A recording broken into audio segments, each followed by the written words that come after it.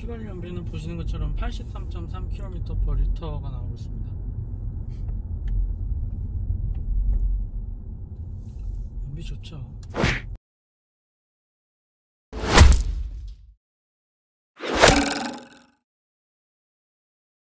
83.3km/L 연비를 보여주고 있고요.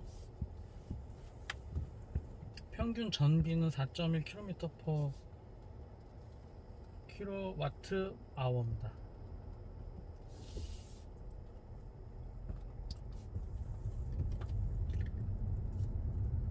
트릭 컴퓨터 개별 설정한 이후에 작년 8월에 개별 설정한 이후에 현재까지 6,158km 운행 중이고요.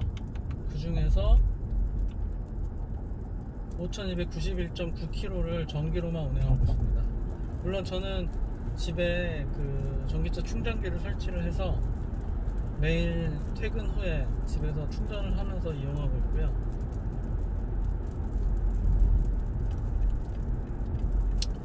아마 자택에 충전기가 없으신 분들, 집밥이 없으신 분들은 매일매일 충전하는 게 굉장히 번거롭고 불편할 수 있습니다.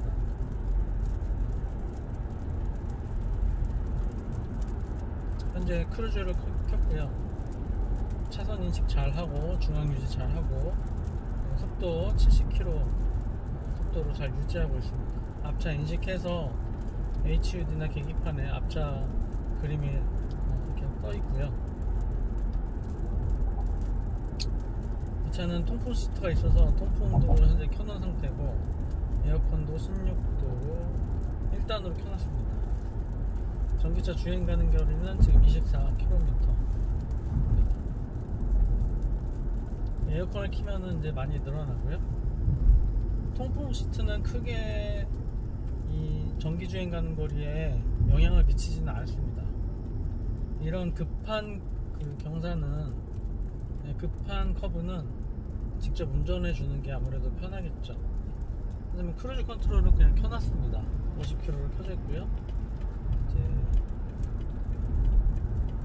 80km 속도로 올려서 합류했고, 현재는 크루즈 컨트롤이 켜져 있는 상태입니다. 크루즈 컨트롤은 웬만하면 계속 켜고 다닙니다. 이제 정지해야 될 상황이 오면 일단 크루즈 속도 자체를 줄여서 주행 속도를 줄여주고요. 마지막에 이제 정지할 때쯤 돼서 상황을 봐서 브레이크를 개입한다던가 아니면 그냥 놔두면 저절로 정지하거나 이렇게 합니다. 현재 차선 유지나 뭐 기능 다 켜져 있는데, 그럼에도 불구하고 저는 핸들을 이제 파지하고 있고요. 앞에 끼어들었는데, 차가 방금 끼어들었는데 잘 인식하고 순간적으로 주행 속도를 80에서 77까지 떨어뜨렸다가 다시 속도를 올리고 있습니다. 사실 핸들까지 다 놓고 다니면 편하긴 한데, 운전할 때 핸들마저도 잡지 않으면 정말 운전하는 재미는 없어요, 사실. 그래서 저는 가급적이면 핸들을 항상 이렇게 파지하고 있고요.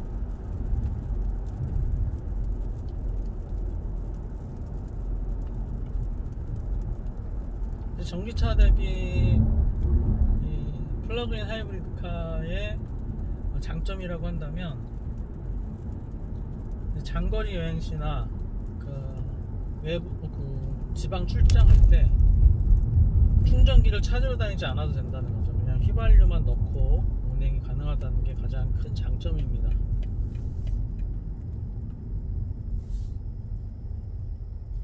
휘발유 사용했을 때 연비는 그렇게 훌륭하진 않아요. 약 12km 정도, 리터당 그 정도 나오는데, 여기 하이브리드랑 이제 전기를 좀 출력을 받아서 움직이는 거죠. 그런 상태에서 전기를 다 쓰고 나면 오로지 휘발유로만 달리게 되고, 달리면서 배터리 충전도 하고 그런 식이 되기 때문에 연비는 12km 정도 나옵니다. 저 같은 경우는 사실은 예전에 전기차를 운행하다가 지방에 당일치기로 다녀오고 난 다음에 너무 힘들었었거든요. 부산을 당일로 다녀왔는데 장례식장을 다녀왔었거든요. 근데 이제 회사 직원분들하고 같이 갔었는데, 제 차를 이제 얻어 타고 가셨던 분들은 갔다가 오는 게 다른 차로 이동하신 분들보다 한 3시간, 4시간 정도 더 소요가 됐어요. 이제 갈 때는 회사에서 충전을 만땅을 시켜놓고, 가득 충전 시켜놓고 완충을 해놓고 이제 부산으로 출발했고요. 갈 때는 편안했죠. 가다가 이제 중간에 한번 휴게소에 들려서 저녁 먹으면서, 퇴근 후에 이제 출발한 거니까 저녁을 먹으면서 한 40분 정도 다시 충전을 했습니다. 그리고 나서 겨울이었거든요. 히터는 틀어놓은 상태였고요. 그 상태에서 이제 부산에 도착해서 장례식장에 들어갔는데, 근처에 충전할 곳이 없었어요. 마땅치가 않았어요. 그래서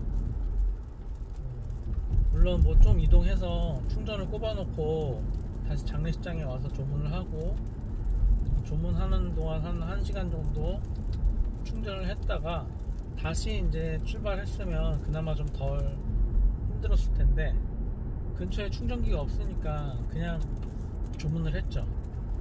그냥 조문하고 1시간 정도 조문 끝나고 이제 다시 올라가는데, 이미 배터리가, 당시 차가 니로 2구였는데요 주행 거리가 한 400km 약간 그 정도 됐었죠. 근데 이제 고속으로 주행하고 히터 틀고 하다 보니까 주행 가는 거리는 많이 줄었을 거고요, 당연히. 중간에 한번 충전을 했음에도 불구하고 부산에 도착하니까 거의 배터리가 뭐 10%, 20% 이 정도밖에 안 남았었거든요. 그래서 조문 끝나고 바로 고속도로 올라가면서 휴게소 들려서 충전을 하기로 했습니다. 그래서 고속도로에서 충전을 한 40분 했는데, 고속도로마다 있는 충전소마다 충전 속도가 다 다릅니다. 비교적 최근에 설치된 충전기는 100kW 용량이 나와서 충전 속도가 좀 빠르기도 한데, 그거보다 약간 전에 이제 AC3상이나 DC 콤보랑 이렇게 다 같이 엮여 있는 것들은 최고 충전 속도가 50kW/h가 돼요. 그래서 그거에 이제 충전을 시키면 충전 속도가 더 떨어지고요. 근데 그거보다 더 전에 설치된 충전기는 속도가 더 느립니다. 그래서 뭐 최고 속도 10kW도 안 나오고 그런 지경이었는데, 당시에는 그걸 잘 인지를 못해서 휴게소에 있으니까 고속도로 휴게소에 있는 충전기에서 충전을 한다고 충전을 했는데, 옛날 충전기였던 거예요. 그래서 그걸로 한 40분 충전했는데 충전량이 그다지 많이 올라가지 않았어요. 보통 10분 충전하면 10% 올라가고 40분 충전하면 40% 올라가는데, 그때는 거의 뭐 40분 넘게 충전했는데도 뭐 10%, 20%밖에 안 올라가더라고요. 그래서 다시 이제 출발했고 충전을 마치고 가다가 또 배터리가 부족하니까 다시 휴게소에 또 들렸죠. 그리고 갔는데, 그런 식으로 해서 가서 충전을 중간에 서울까지 오는 동안 충전을 3번 했나 4번 했나 그랬어요. 충전할 때마다 40분씩 소요가 되니까 기본적으로 1시간, 그러니까 3시간은 충전으로 더 소요가 되는 거죠. 겨울이고 밤이고 그래서 고속으로 달리고 히터 틀고 하니까 배터리가 쭉쭉 빠지더라고요. 그래서 다른 차보다 한 3시간을 더 걸려서 서울에 도착을 했고요. 그 경험을 하고 난 다음에 이게 전기차가 정답은 아니구나 하는 생각을 하게 됐습니다. 도심에서, 그리고 가까운 뭐 속초 정도는 니로 같은 자동차로는 완충해서 왔다 갔다 할 수 있어요. 근데 이제 그때도 솔직히 거기도 한 200km가 넘기 때문에 중간에 한 번 정도는 충전을 해줘야 되고요. 속초에 도착한 다음에도 거기서 뭔가 한 2, 3일 활동을 하다가 놀러 갔으니까 다시 서울로 올 때는 충전을 또 해줘야 됩니다. 그래서 아무리 배터리 주행 가는 거리가 길다고 하더라도 속초 정도를 가면 중간에 충전 한두 번은 꼭 해줘야 된다는 거. 그래서 스탠다드 레인지나 전기차들의 스탠다드 레인지나 롱레인지나 그다지 크게 차이는 안 나요. 사실 무조건 한 번 이상 충전을 해야 된다는 거 똑같거든요. 이제 그게 한 번만 해도 되는지 아니면 두 번을 해야 되는지에 따라 뭐 차이가 크게 나긴 하겠지만, 저 같은 경우는 지방 갈 일이 그렇게 많지도 않고, 특히 부산 같은 장거리 갈 일이 뭐 1년에 한 번 있을까 말까 하거든요. 집돌이라서. 그런 경우에는 뭐 그다지 롱레인지도 필요 없고, 사실 그런 경우에는 답이 없어요. 휘발유차로 가는 게 정답입니다. 그럴 때는. 그래서 저는 그냥 결론을 내렸죠. 제 상황에서는 매일 90% 이상 95% 이상 매일 출퇴근에만 자동차를 사용하고, 가끔 한 달에 한 번이나 두 달에 한 번 정도 지방으로 놀러 갈 때 한 번 사용한다면 그냥 휘발유를 그때는 이용하고, 평소 출퇴근은 그냥 배터리를 이용해서 전기차처럼 이용하고 하는 방식이 좋겠다라는 결론을 내려서 이제 이 플러그인 자동차를 구입을 하고 운영을 하고 있는 거죠. 완충했을 때 주행 가는 거리가 40km 정도 나오고, 실제로는 뭐 그 정도 나와요. 근데 이제 여름에 뭐 에어컨을 킨다든가 겨울에 히터를 튼다든가 하면 주행 가는 거리는 많이 줄어들죠. 제가 가는데 10km, 오는데 10km 걸려서 20km 정도 소요를 하고요. 이게 오늘 완충을 해놓고 나온 상태이기 때문에 40km를 충전할 수 있다고, 40km를 운행할 수 있다고 한다면, 지금 제가 출근할 때 10km 썼고 퇴근할 때 10km 쓰니까 20km가 남아야 되는 건데, 지금 현재 뭐 집에 거의 다 왔는데 24km가 남아 있습니다. 에어컨을 킨 상태고요. 그래서 하루 출퇴근 거리가 왕복이 한 40km 정도 되시는 분들은 충분히 이용할 수 있을 것 같고요.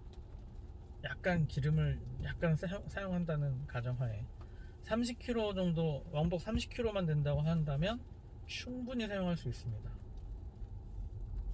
그리고 만약에 직장에 충전기가 있다 하면 뭐 왕복 80km 되시는 분들도 갈 때 40km 완충해서 40km 가고, 올 때 또 완충해서 다시 오시면은 뭐 왕복 80km는 가능하죠.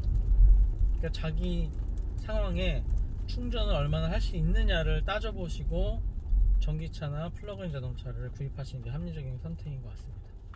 무조건 신기술이고 뭐 새로운 뭐 신기한 기술이라고 해서 무조건 전기차를 사는 거는 뭐 저는 추천하지 않고요.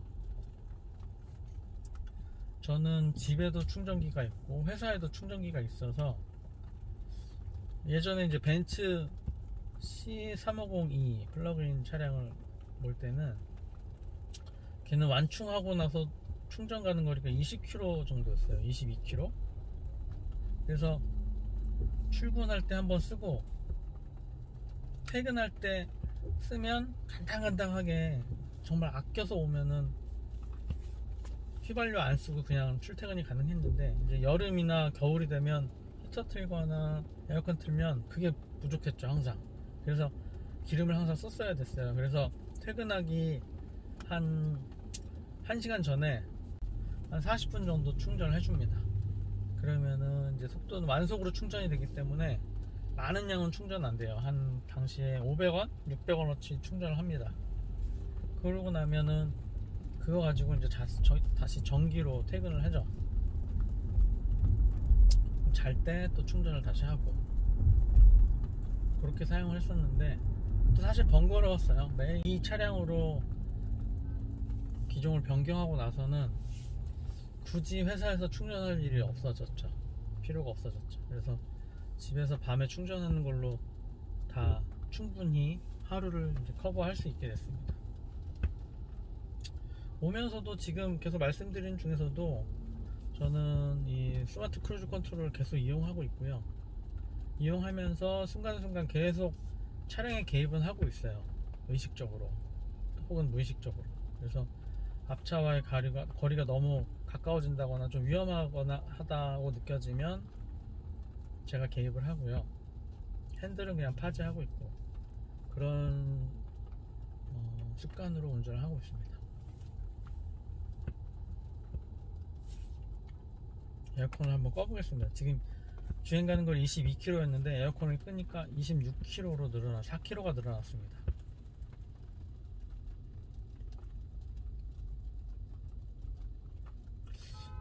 저는 상당히 좋은 차라고 생각해요. 주행 능력도 좋고 사실 그 전 5 시리즈는 어땠는지 모르겠는데 이 지바디 5 시리즈는 약간 소프트해졌다고 하더라고요. 제가 느끼기에도 소프트해진 느낌이 있습니다. C350이 벤츠 같은 경우는 C클래스임에도 불구하고 에어 서스펜션이 달려 있었어요. 그래서 이 스포츠 모드를 하면 그 에어 서스펜션이 굉장히 단단하게 잡아줘서 차가 굉장히 단단한 느낌을 받았었거든요. 그 경우에는 이제 정말 스포츠카 같은 느낌으로 운전을 했었는데 그렇게 하다가 이제 2차로 넘어오니까 2차는 상대적으로 굉장히 말랑말랑하게 느껴지더라고요. 처음에는 살짝 적응이 안 됐었는데 지금은 뭐 좋습니다. 대신에 이 차는 이제 에어 서스펜션이 아니어가지고 벤츠 탈 때 그런 단단한 하체 그 느낌을 느껴볼 수는 없죠. 전기차에 비해서 또 한 가지 장점은 엔진음을 듣고 싶을 때 들을 수 있다는 거죠. 이제 운전을 하다 보면 막 고속으로 달리거나 할 때 엔진 웅 하는 소리를 듣고 싶을 때가 있더라고요, 저는. 근데 전기차 탈 때는 이제 그러고 싶어도 전혀 절대 그럴 수가 없으니까 굉장히 그게 아쉬웠는데 이 차는 뭐 물론 휘발유 태우는 게 아깝다는 생각이 들기도 하는데 경우에 따라서는 제가 뭐 달리고 싶거나 엔진 배기음을 듣고 싶거나 할 때는 그렇게 엔진 소리 들어가면서 운전을 하기도 합니다. 벤츠 같은 경우는 배터리가 모자랐기도 했고 해서 저는 엔진으로 가끔 달리기를 했었는데 벤츠는 가솔린 차량이었음에도 불구하고 엔진 소리 굉장히 시끄러웠습니다. 디젤 차냐는 소리를 들을 정도까지 시끄러웠었는데 그래서 그런지 벤츠는 엔진으로 달릴 때 정말 신났죠. 엔진 소리가 왕 하고 나는 게 뭔가 무슨 스포츠카를 진짜 타고 있는가 하는 그런 느낌도 들 정도로. 그리고 그 차는 D컷 스티어링 휠이 D컷으로 돼 있어서 약간 이 림도 작았어요. 직경이 작아가지고 운전할 때 되게 스포츠카 보는 느낌이 났었죠. 물론 웃으시는 분들도 많으시겠지만 무슨 C클래스가 스포츠카냐 하고 웃으시는 분들도 많이 있으시겠지만 저는 그랬습니다. 근데 얘는 좀 차가 상대적으로 좀 더 크고 이 림도 직경이 좀 크다 보니까 그런 느낌은 잘 나지 않더라고요. 그리고 엔진 소리도 얘가 방음이 잘 돼서 그런가 엔진 소리가 상대적으로 잘 안 들려요. 엔진이 돌아도 물론 들리긴 하는데 잘 안 들려서 막 그 벤츠 몰 때 엔진 돌릴 때 그런 감성 하는 엔진 소리에서 울리는 그런 감성은 좀 부족합니다. 그만큼 실내 소음이 현저하게 적다라는 얘기도 되겠죠. 저는 그래서 100% 99% 만족하고 타고 있습니다. 약간 1% 감점이 된다면 얘는 초기 차량이어서 뒷자리 시트가 접히지가 않아요.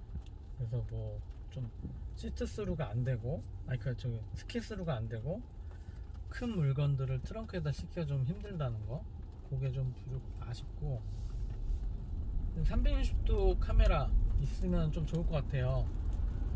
그게 처음 가는 길이나 모르는 길 갈 때 이 바닥에 뭐가 있는지 그런 것들을 알 수가 없으니까 차가 약간 운행할 때 상처 입을까봐 걱정되는 그런 상황이 있는데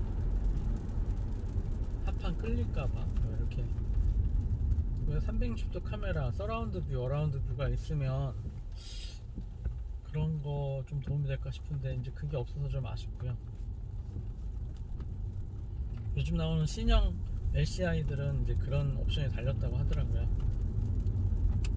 스피커는 하만카돈이 아닌데 기본형 하이파이 스피커인데 저는 스피커도 굉장히 좋다고 느끼고 있습니다. 니로나 벤츠보다도 얘가 스피커는 더 좋더라고요. 더 만족스럽고 530i 같은 경우는 뒷자리에 이 선쉐이드가 있죠. 그래서 그거를 이제 이용하면 뒷자리 승객들이 여름에 좀 더울 때 좀 좋은데 그거 없는 것도 좀 아쉽고요.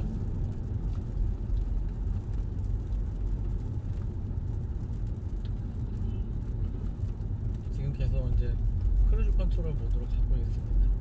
현재 속도는 47km로 세팅이 되어 있는데 앞차 속도 때문에 41km로 주행을 했었고요. 지금 제가 이제 속도를 30km로 낮췄습니다. 낮춘 상태에서 여기 와서 자기가 앞차 간격을 맞춰서 정지를 했습니다. 지금 여기서는 이제 제가 좌회전 각도가 굉장히 크기 때문에 차선 인식 끄고요. 출발하면서 크루즈도 끌 생각입니다. 여기는 좀 위험합니다. 좌회전 각도가 굉장히 커서.